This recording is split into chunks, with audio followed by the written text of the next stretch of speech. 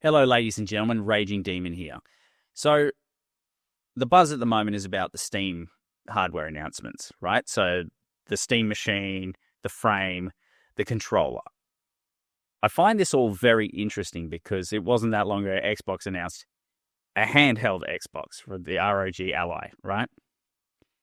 Now, they've gone into the handheld PC gaming market, and also now Steam is going into the console-like market, except it's still a PC. So the Steam machine is about, 5 times, 6 times more powerful than the Steam Deck. I've had a Steam Deck for about 9 months, and I've been impressed with it, right? I've really liked my time with the Steam Deck so far. I played it while I was overseas in Canada. It's a great device.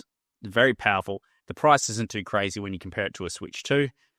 And where I see Steam's really, they went too early with the Steam box, right? And then the original Steam controller was very, very odd, to say the least. But I think this is a very smart move. I'm very excited about it. And with the PS5 Pro being like $1,200 Australian with no fucking disc drive, I mean, I can see the advantages of console gaming just evaporating. Most of them already have. You have to pay for basic things you get on PC, right? So Steam, you get cloud save. Steam, you get access to your library. You update your hardware, you don't have to pay extra for an upgrade like you do with the Switch 2 with fucking Breath of the Wild and Tears of the Kingdom and all that sort of thing. It's really good that they're going this way. For people who already have a powerful gaming PC, this is much of a muchness, right? But for those who are put off by PC gaming because they want a more console-like experience, this is a great bridge in, right? I think so. You get something that you'll know will play games decently.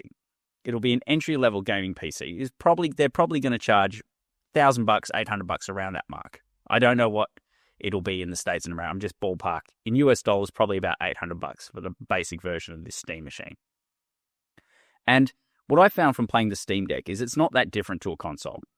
Yes, you can go into desktop mode and you can muck around in Linux, which is cool for those who want to do that. But with the consoles basically just becoming shitty PCs, Xbox, obviously for legal reasons and antitrust reasons, can't just chuck Windows on an Xbox. I mean, they theoretically can. It runs a Windows kernel, but they can't without a bit of trouble from other companies, right? Other hardware makers, etc. They're partners in many cases. But this has enabled Steam to do that and have an all-in-one device for real. And it's basically just said, look, we're not a console. We don't have physical media or anything like that.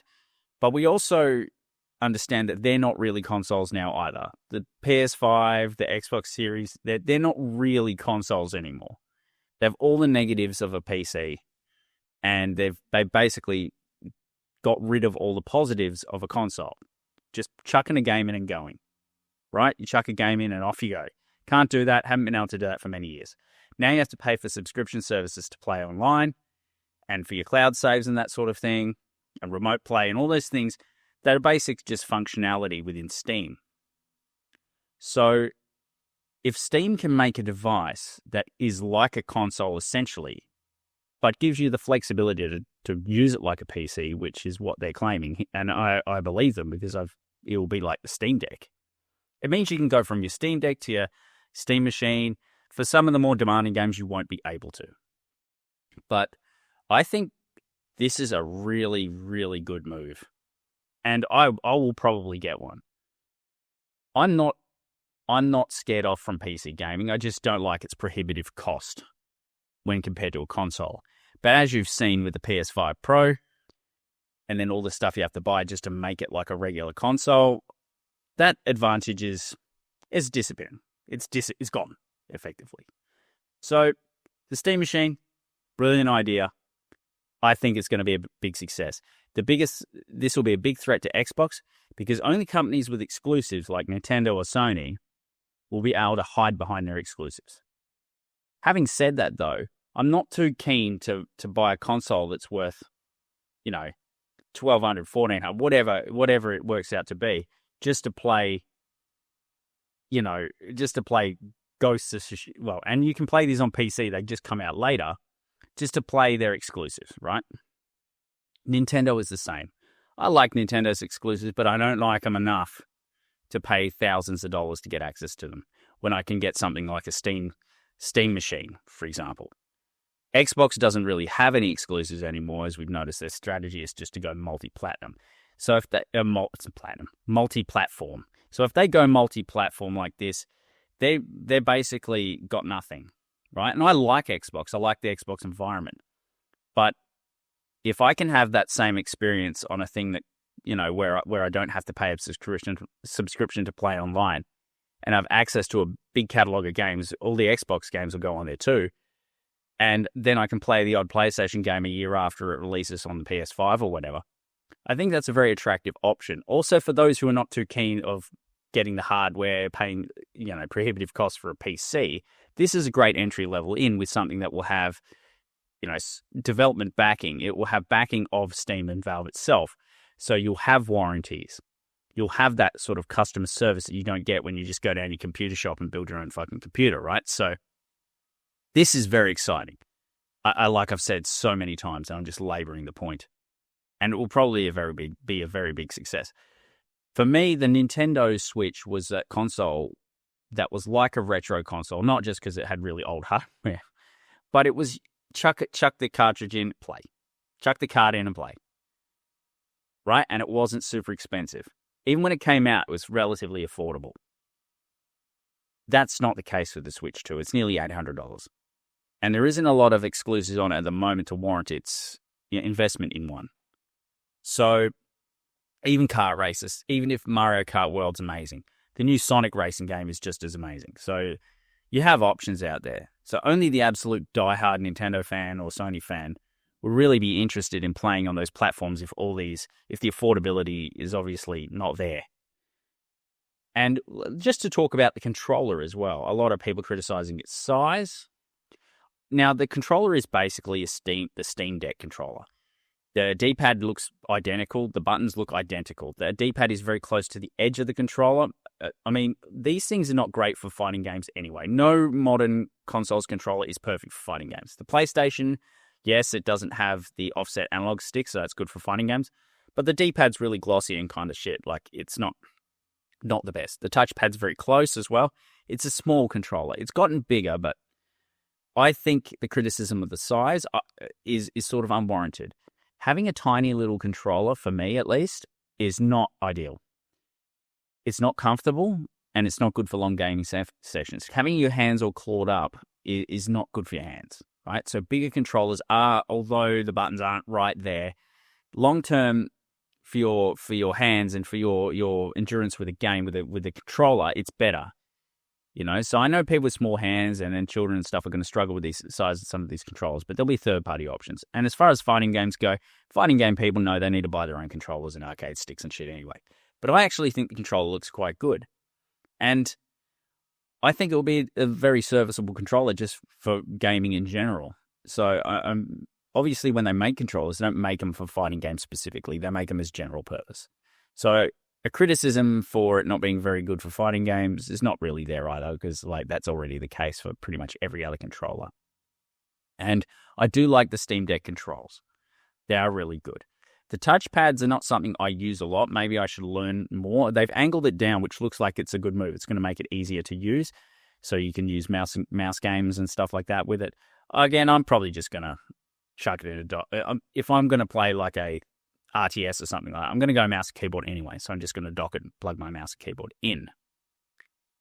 So the controller, very excited, looks pretty good.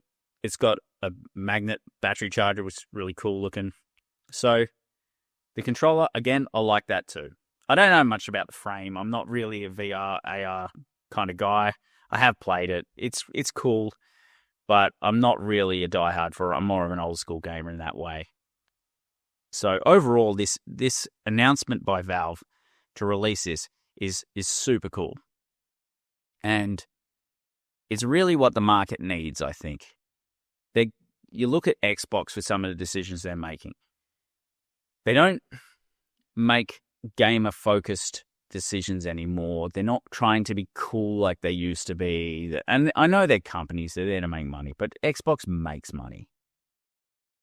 Sony makes money. They don't have to always be long-term brand.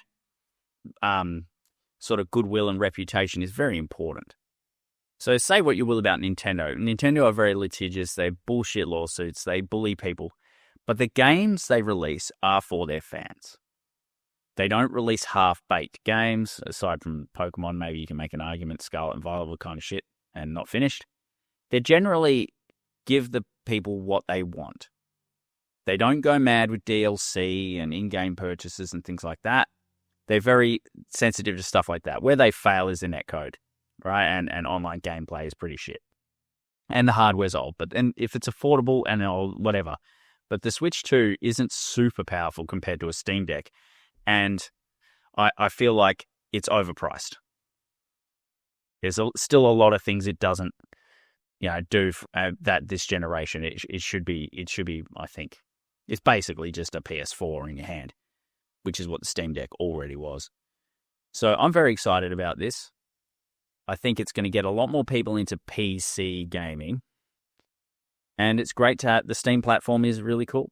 And I think Steam, for the most part, are very receptive to feedback and their customers and things like that. And like I said, you're not going to have to pay subscription fees, or at least not they haven't announced anything like that. I haven't heard of Steam charging for online play or a subscription service or any of that sort of stuff.